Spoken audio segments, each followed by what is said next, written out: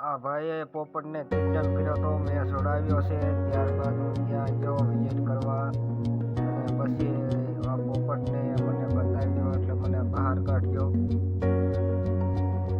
ત્યાર પછી આ પોપટને મેં ઘડીક વિડીયો બનાવ્યો.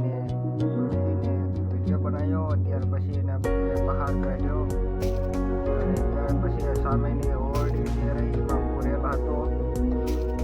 ત્યાંથી જ્યાં માખે જે સફેદ દોરો બાંધેલો હતો એ છોડ્યો અને એન્ડ તક મેં એને છોડ્યો. ત્યાં સુધી જવા દીધો. ત્યારે આ મકાન માલિક ઘરે હતા નહીં. જ્યારે હું આ મકાને ગયો તો આ ભાઈ આવ્યા એ એમને કીધું કે આ છોડી નાખો, આ કે બહુ મોટું પાપ છે. એટલે એ ભાઈએ બનતી મહેનતમાં આપણને એવું બતાવ્યું કે આ બહુ મોટું પાપ છે. ભાઈ આપણી જિંદગી રહી સ્વતંત્ર છે. ત્યાર પછી અને મેં એક વિડીયો ઉતાર્યો અને બનાવ્યો. પછી મેં આ પાંખને મેં છોડી નાખી છે અને જુઓ આ કઈ રીતે પોઝિશન છે એની. જ્યારે પાંખની કંટ્રોલ ઉપર એને ચડવાનું હોય એને બદલે પગેથી દડે છે. ક્યારેક ક્યારેક તો દડીને પાછોથી પોપટ નીચે આવે છે. એટલે આ બહુ દુઃખદ વાત છે કે આ વસ્તુ કરાય નહીં, પણ આ ગામડાના લોકો સમજે નહીં. જ્યાં સુધી આ પોપટને મેં એવી એની કષ્ટી જોયેલી છે કે ઓહો કેટલું તાકાત કરે છે.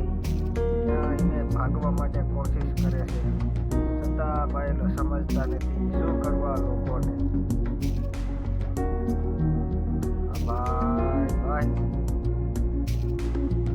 જો આમ પોપટને સ્વતંત્ર રખડવાનું હોય ત્યાંથી આવું કરાય નહીં. તમે પોપટ પાળો પર સ્વતંત્ર રાખો. કોઈ બી વસ્તુ ભારતીયનું નાગરિકનું છે. ભાઈ આ તમે પક્ષી રાખો કે પ્રાણી રાખો પણ સ્વતંત્ર રાખો. આવું ન કરાય, આવું ખોટી રીતે ન કરાય. બરોબર છે ને? જો બરોબર હોય તો તમે કોમેન્ટ કરો. કોમેન્ટમાં તમે જવાબ આપો ભાઈ આ કઈ રીતનું છે. તમે રિપીટ કર્યો છે અને આ જોઈ જુઓ કઈ રીતની એની પાંખું બાંધી છે.